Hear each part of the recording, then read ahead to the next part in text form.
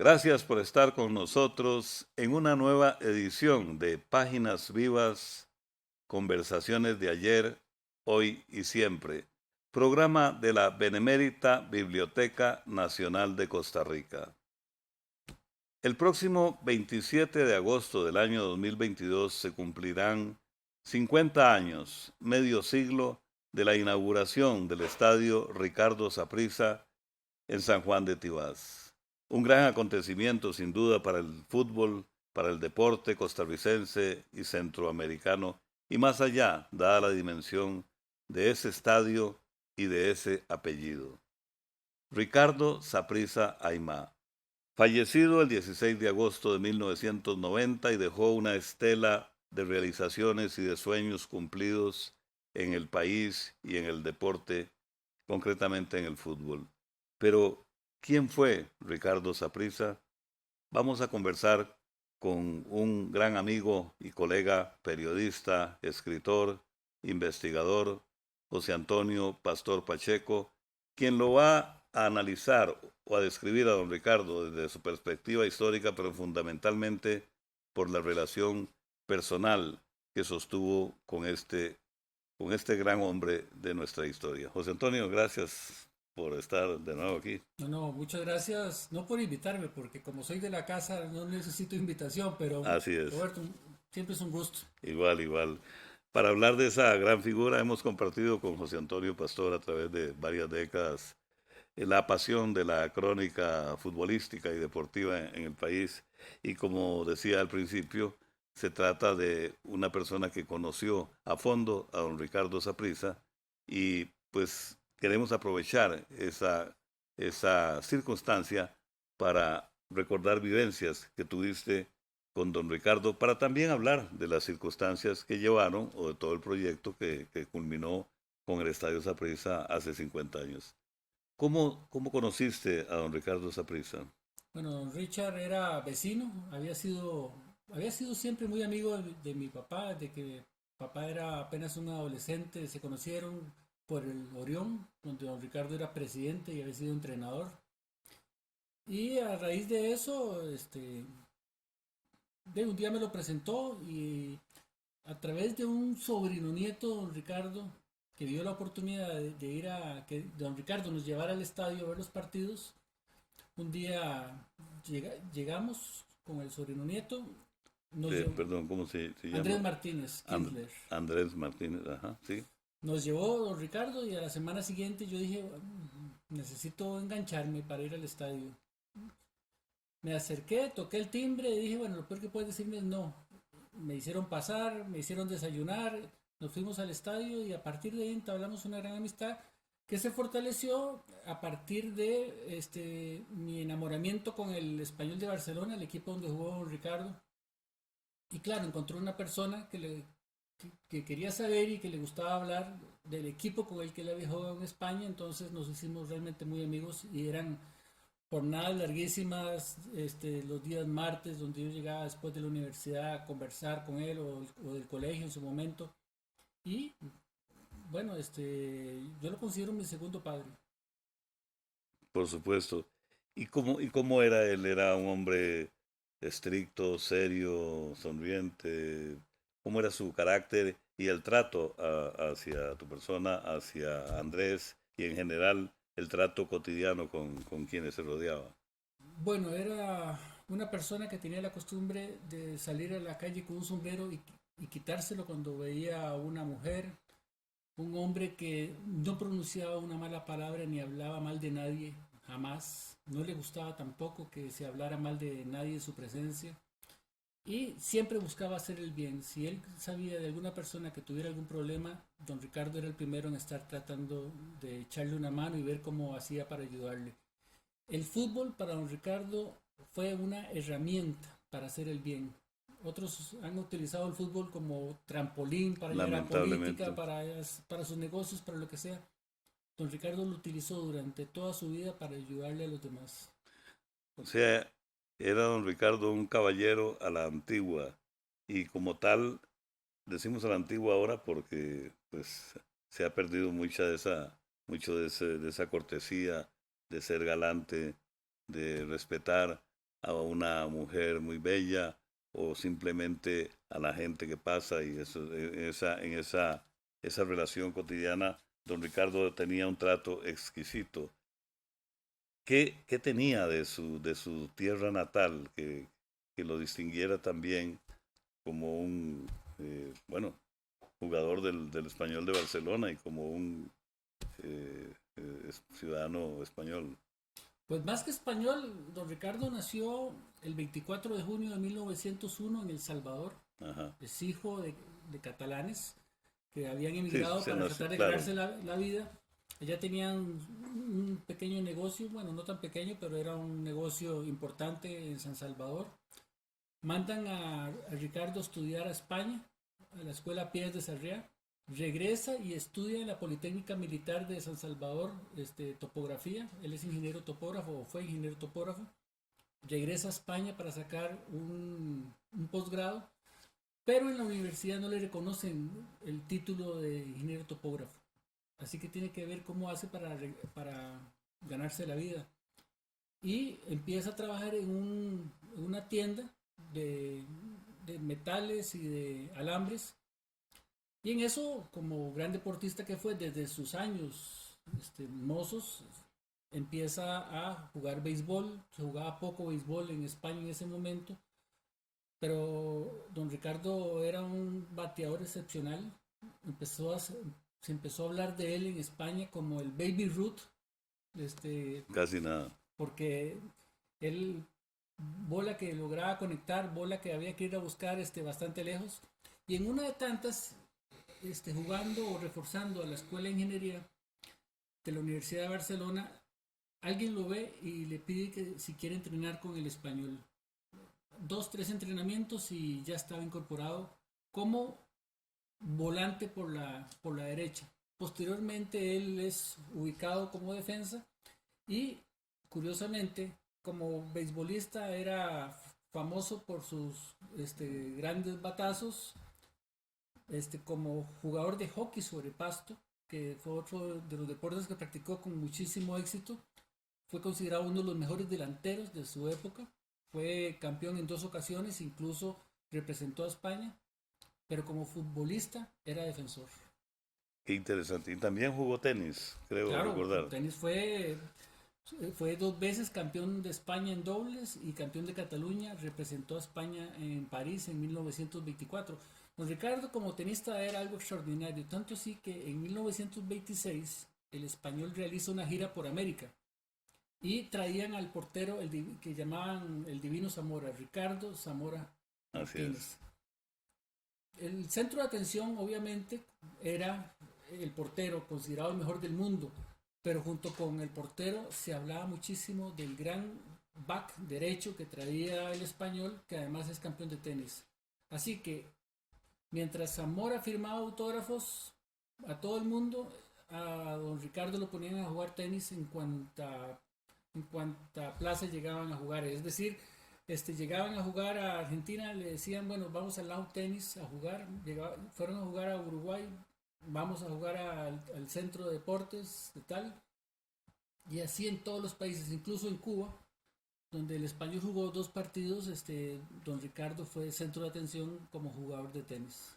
Es decir, un deportista muy particular porque jugaba fútbol con el español y a la vez tenis como parte de la delegación española que llegaba a los países y tenían al tenista Ricardo Saprissa. Sí, don Ricardo era polifuncional, incluso tenía la mala costumbre de irse a una poza, agarrar una piedra grande y tirarse para ver cuánto aguantaba la respiración.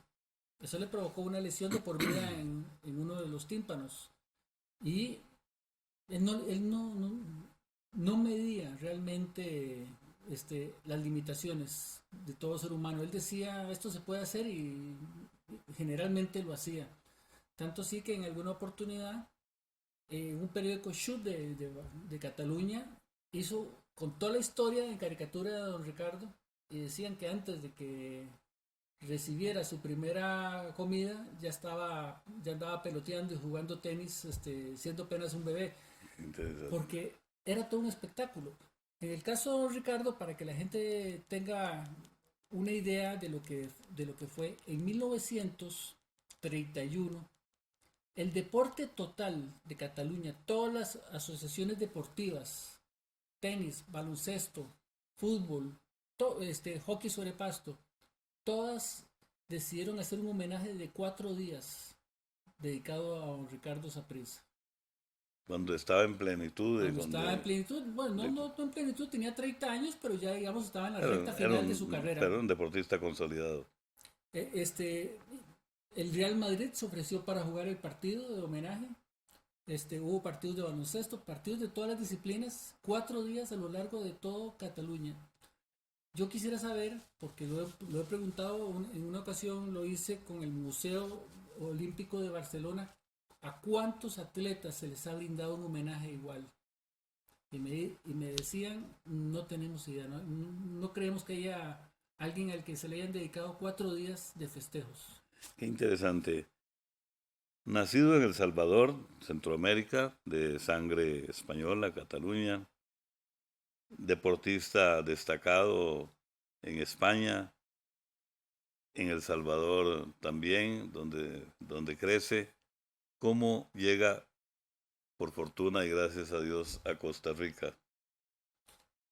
La familia de don Ricardo había tenido una empresa de unos telares, había trabajado con el tema de paños, telas en general. Y en El Salvador la situación política era realmente complicada. Su hermano Rogelio salió de El Salvador buscando un país donde se pudiera trabajar en paz. Conoció Costa Rica, le gustó. Y sabiendo que Ricardo tenía estudios universitarios, que había estado trabajando en diferentes empresas en España, porque don Ricardo nunca fue profesional, que eso es lo más importante, porque si él hubiera sido profesional no hubiera podido representar a España en tenis en los Juegos Olímpicos, lo convence de que viaje para Costa Rica. Obviamente don Ricardo lo piensa mucho, pero en febrero de 1932 se traslada a Limón. Cuando llega, y esto es un tema de interpretaciones, cuando llega don Ricardo se encuentra con que Limón en 1932 era una pequeña aldea y le dicen, este es el principal puerto de Costa Rica. Toma un tren y el tren parecía de juguete en comparación a los trenes europeos de los años 30. Llega a San José, que San José parecía un pueblo de Girona o Sabadell, y él dice, por Dios, ¿qué me falta? Y empieza a llover. Y le dice, tranquilo que aquí llueve 9 meses al año. Él empieza a escribirle a los amigos y les dice, por favor, ofrézcanme cualquier cosa de trabajo que yo me voy para allá. Resulta que nadie hace por dónde ofrecerle trabajo al ídolo de todos. Ya había dejado de jugar, ya había dejado de ser el ídolo de todos. Y tristemente él empieza a darse cuenta que la vida es muy complicada, que hay muchísimo más allá de los terrenos de juego. Y que la fama de los es pasajera. Efímera, ¿verdad? Efímera, efectivamente. ¿Qué pasa? En 1932, 33, finales del 32, el Orión lo convence de que juegue fútbol con ellos. Y don Ricardo se incorpora, empieza a jugar fútbol un poco, luego se convierte en el entrenador del equipo Orión, lo hace campeón. Pero antes de eso, en 1935, un grupo de niños del barrio Los Ángeles decide participar en el campeonato de barrios infantiles de San José, conforman un pequeño cuadro y no sabían cómo llamarle. Alguien dijo, pongámosle El Laberinto, que era la fábrica que dirigía don Ricardo, o llamémoslo tal otro nombre. Alguien dijo, Mario Ramírez, sobrino de el fundador de Saprissa, don Eduardo Ramírez. Don Eduardo. De Vázquez, de Beto Vázquez. Beto Fernández. Beto Fernández Vázquez. Beto Fernández, que era el que tenía el equipito del barrio Los Ángeles. Es que ya me está entrando el Alzheimer. No, pero muy bien. Le ofrecen el equipo y este muchacho Mario Ramírez le dice, por Dios, pongámosle Saprissa. Claro, perdón, en el entendido de que don Ricardo ya era digamos, Todo un personaje nacional. un industrial destacado. Destacado, además trabajaba con telas. ¿Qué le podía dar don Ricardo? Lo Exacto. que le daba a todos los equipos que llegaban a pedirle algo, tela o medias. Entonces, ¿qué pasaba? Le ofrecieron darle el nombre del equipo, él les ofreció unas medias, unas piezas de tela rojo y blanco, y estos chicos confeccionan uniformes para participar en ese campeonato. Juegan la final el 16 o el 15 de septiembre de 1936, juegan la final contra el Boca Juniors de Barrio Aranjuez, que tenía jugadores extraordinarios que después fueron figuras en la primera división. Pierden 1-0 y don Ricardo, que está en el estadio y que se había desentendido por completo de esos niños durante algunos meses, Sí, porque nada más les había dado nada más les había ayudado, los uniformes. siente tanto compromiso porque esos niños están llorando en el terreno de juego tras perder la final, que baja a la cancha y les dice: muchachos, yo no los voy a abandonar, el próximo año venimos de nuevo y vamos por el título. Qué maravilla. Y ahí empieza la leyenda del Deportivo Saprissa, que nace entonces en 1935 con Beto Fernández. ¿Era zapatero Beto Fernández? Era ayudante de zapatero. Ayudante de zapatería, un hombre humilde en el barrio Los Ángeles. Nace la leyenda del Deportivo Saprissa y crece aún más la figura de Ricardo Saprissa Aimá. Estamos en Páginas Vivas, conversaciones de ayer, hoy y siempre, programa de la Benemérita Biblioteca Nacional, conversando con José Antonio Pastor sobre el Deportivo Saprissa, sobre el estadio Ricardo Saprissa, que cumplirá 50 años el próximo 27 de agosto. Vamos a ir a una pausa para entrar concretamente en la segunda parte de Páginas Vivas sobre lo que fue también todo el sueño cumplido del estadio Ricardo Saprissa en San Juan de Tibás. Durante más de 130 años, esta institución ha contribuido a la memoria de Costa Rica y continúa haciéndolo hoy y continuará haciéndolo en el futuro. Pero esta memoria es de todos la podemos usar y todos podemos contribuir a desarrollarla y aprovechar todo el conocimiento que contiene para lograr el desarrollo social, económico, cultural y una sociedad costarricense más justa. Continuamos en Páginas Vivas, conversaciones de ayer, hoy y siempre. Estamos con nuestro amigo y colega, el escritor, periodista, investigador, historiador, José Antonio Pastor Pacheco, hablando de Ricardo Saprissa Aimá y del sueño cumplido del estadio Ricardo Saprissa. José Antonio, el Saprissa empezó en el barrio Los Ángeles, en la capital, jugaba sus partidos la mayoría probablemente en la Sabana y luego cuando asciende a Primera División en el Estadio Nacional. Sin embargo, el estadio Ricardo Saprissa se inaugura el 27 de agosto de 1972 en el centro, en San Juan de Tibás. ¿Cómo fue la evolución de ese proyecto?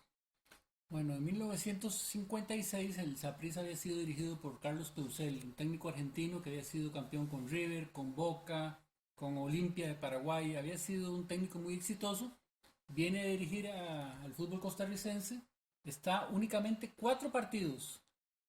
Y cuando termina el equipo que ha campeón, él dice: señores, yo me marcho porque un equipo que quiere crecer necesita tener un campo donde entrenar y un estadio donde jugar.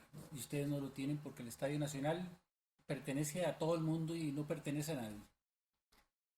Don Felipe Pozuelo, directivo del Saprissa, empieza a darle vueltas a la idea, la propone en varias ocasiones, pero no es sino hasta los años 60 cuando por fin, digámoslo así, termina de cuajar la idea de llevar a cabo un proyecto de estas dimensiones. El Saprissa no pertenece ni a Tibás, ni a San José, a ninguna provincia, no pertenece a ninguna parte, como si Liga Deportiva Alajuelense, Club Sport Herediano, Cartaginés, San Ramón, el equipo que ustedes quieran. Y eso complicaba mucho las cosas, porque en el caso, por ejemplo, de Liga Deportiva Alajuelense, la municipalidad siempre le ha echado una mano, igual el Herediano. Al Saprissa no había nada, no había nadie, salvo su afición.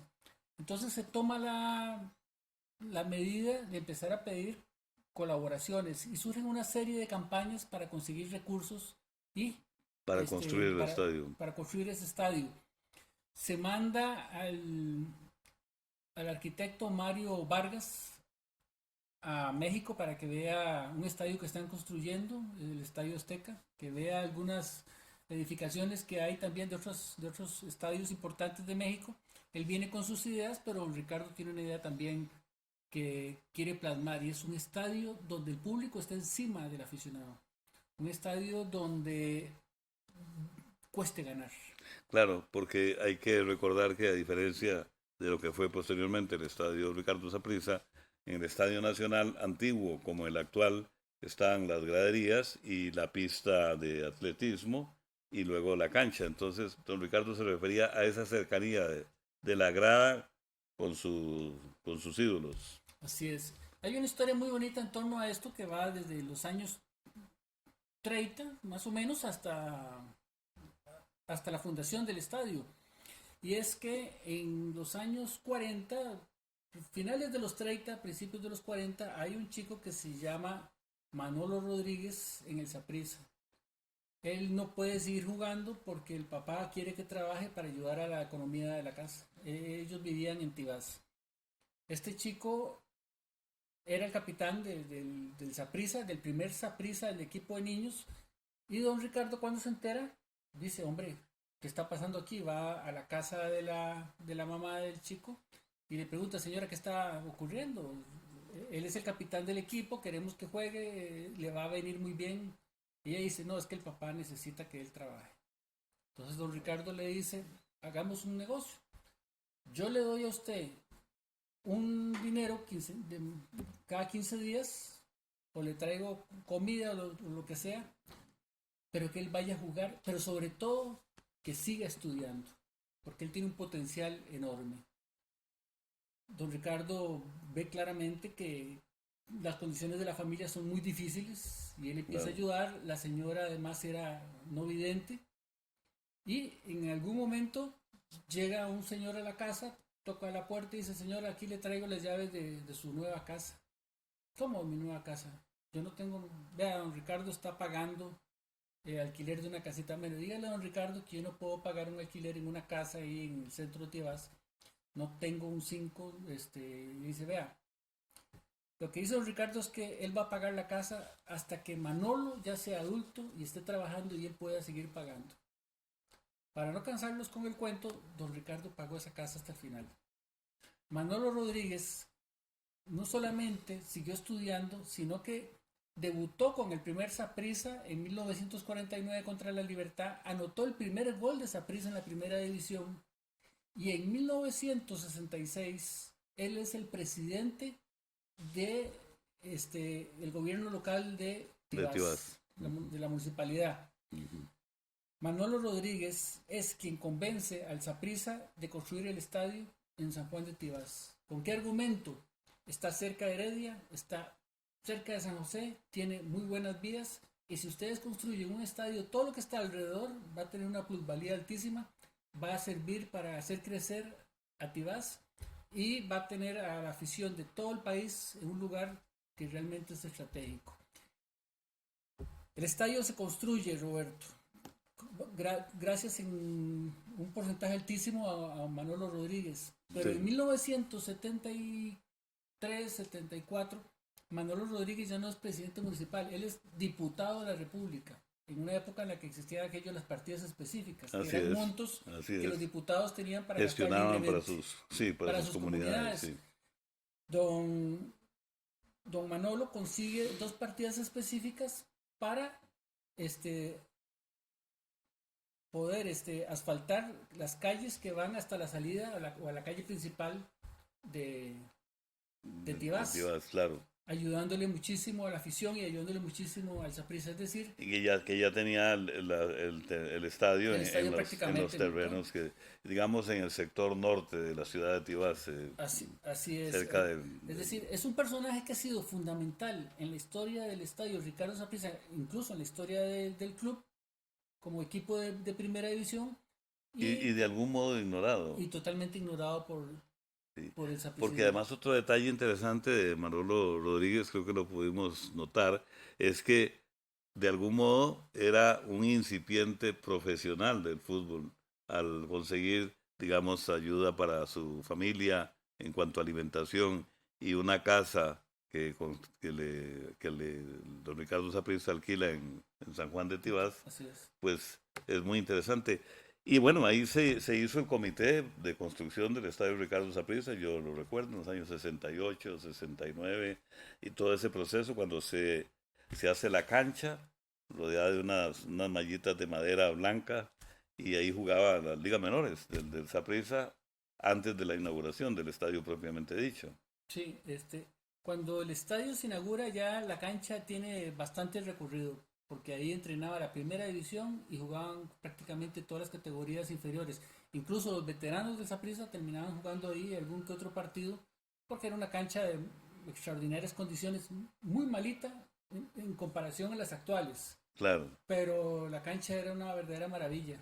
Sí, porque como se decía, incluso recuerdo en esa época que se decía que llovía tanto ahí, entre Tibás, entre Moravia, Tibás y Heredia, que la cancha costaba que el zacate se consolidara, tanto que, bueno, no me quiero adelantar, pero luego en la cuadrangular que se celebra con la inauguración del estadio, la cancha estaba suave todavía y al correr los jugadores de pronto saltaban pedacitos de zacate.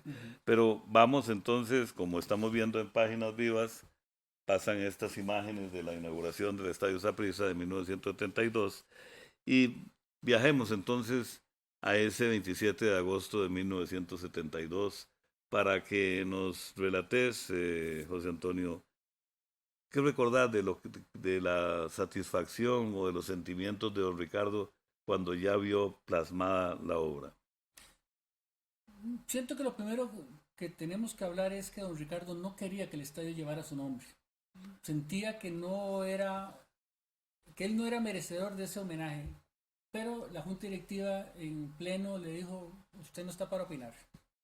Es un homenaje que usted merece, el estadio va a llevar su nombre y qué mejor nombre que el suyo. Hubo muchas personas que dieron gran parte de su capital, gran parte de su tiempo, incluso convirtieron la construcción del estadio en su prioridad de vida y tuvieron un papel protagónico para construir el estadio, pero lo que fue don Ricardo para la institución, eso no hay punto de comparación. El 27 de agosto, cuando se juega el primer partido, que Domingo es 27 de agosto, Deportivo Saprissa contra Comunicaciones de Guatemala. Que Comunicaciones ahora es un equipo que anda un poco de capa caída históricamente, pero es un equipo que en los años 70 era lo mejor de Centroamérica. Era de los grandes de Centroamérica, ¿cómo no? Tenía a Walter Ormeño de técnico, un peruano, claro, que había sido portero del Boca Juniors. Y viene a Costa Rica a jugar esa cuadrangular que complementaban también Liga Deportiva Alajuelense y el Madureira de Brasil. Así es.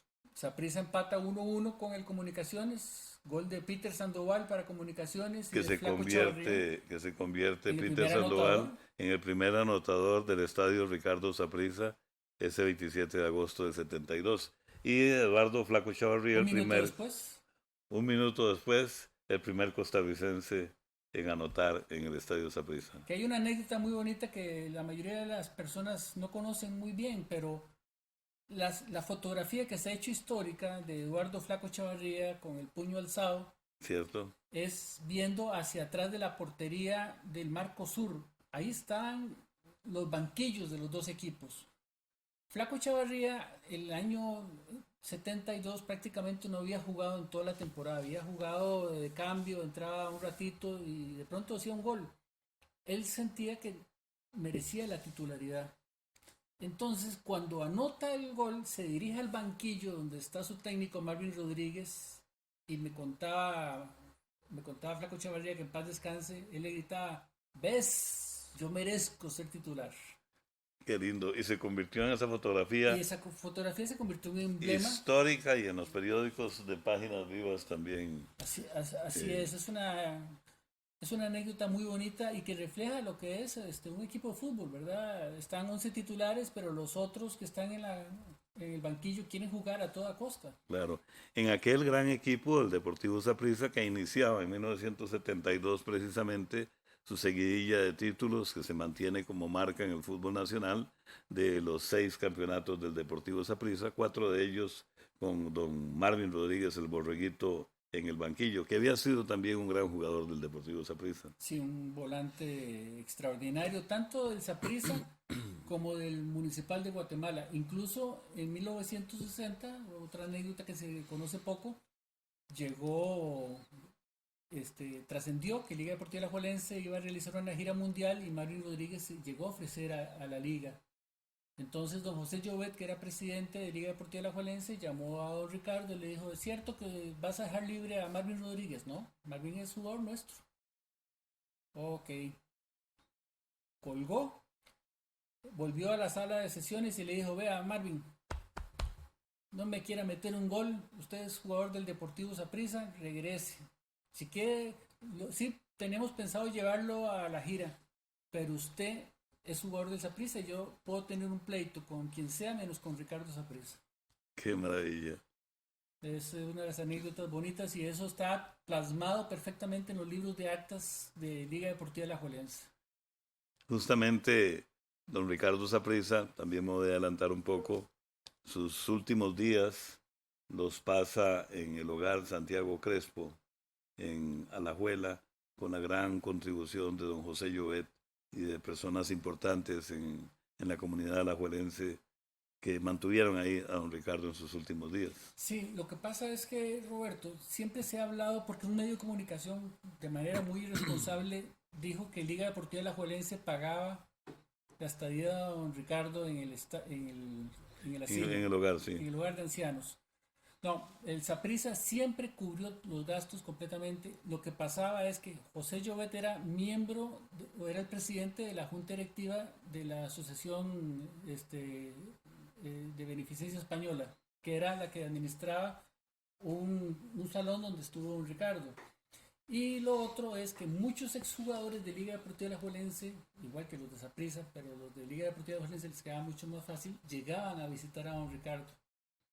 Entonces a este medio de comunicación se le ocurrió decir de que era Liga Deportiva Alajuelense la que pagaba todo, pero de ninguna manera.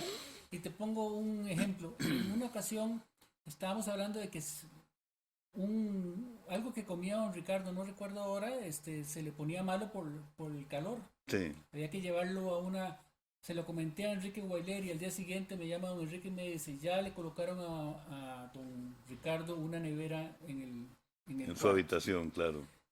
Nunca le faltó nada. Sí. No, ahí lo que vale resaltar es la solidaridad también, no necesariamente en lo que se refería a eso que mencionas, sino pues que una figura como Saprissa en Alajuela dara extraordinaria rivalidad de todos los años desde que aparece el Saprissa en la primera división con Liga Deportiva Alajuelense en el Clásico, pues que don Ricardo estuviera y muy bien atendido en Alajuela. Desde luego, porque don Ricardo lo único que dejó en este mundo, porque don Ricardo, para quienes creen que dejó que era millonario y dejó una gran cantidad de dinero, don Ricardo no dejó un 5, pero dejó una cantidad de amigos que eso no tiene precio. Y en Alajuela se le quería muchísimo. Había un respeto entre dirigentes, pero más allá de ese respeto había un cariño entre amigos, y como lo demostró José Llobet desde siempre. Don José Llobet, cuando era un niño en Sabadell, tenía la costumbre de ir a ver jugar al Español y decía, ese es mi ídolo. Qué interesante. 30 años después se fueron a encontrar aquí en Costa Rica, uno como presidente del Saprissa y el otro como presidente de Liga Deportiva Alajuelense. La vida da vueltas y este mundo es un pañuelo. Así es. Desgraciadamente siempre hay gente que trata de tergiversar las cosas, pero la relación entre José Llobet y don Ricardo Saprissa era tan buena como la que había entre el Deportivo Saprissa y Liga Deportiva Alajuelense. Cuando el Alajuelense realiza su gira al mundo en 1960, se lleva a varios jugadores del Saprissa. ¿Cómo no? La relación era extraordinaria. Han sido los dirigentes recientes los que han ido minando esa relación entre los dos clubes más importantes del país. Una gran figura, Ricardo Saprissa Aimá, un hombre universalmente conocido, el nombre Saprissa que ha trascendido hasta la actualidad y con el nombre de la institución y la leyenda de don Ricardo Saprissa, y un hombre que murió de alguna manera con pocos amigos. Hemos conversado con José Antonio Pastor Pacheco, uno de esos amigos e historiadores de la vida y la obra de Ricardo Saprissa Aimá, aquí en Páginas Vivas, conversaciones de ayer, hoy y siempre. Gracias, José Antonio. Muchísimas gracias. Y nos queda mucho material y nos queda mucho tema para continuar en otros programas con José Antonio, hablando todavía otros detalles y apuntes en la vida de ese gran ser humano, Ricardo Saprissa Aimá. Muchas gracias.